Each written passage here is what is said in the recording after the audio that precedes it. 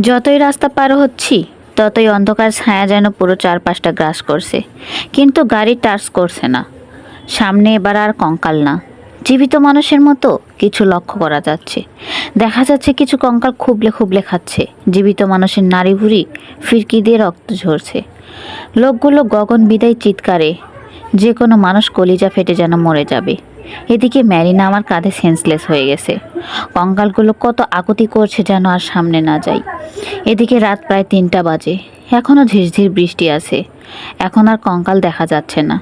চারপাশটা হঠাৎ ফুলের সমারোহে ভরে গেল। দূরে দেখা যাচ্ছে আবছা বাড়ির মতো, আলো স্পষ্ট দেখা যাচ্ছে। কি সুন্দর সুবাতাস বইছে। রাস্তার পাশে দিয়ে একটা লেক বয়ে গিয়েছে।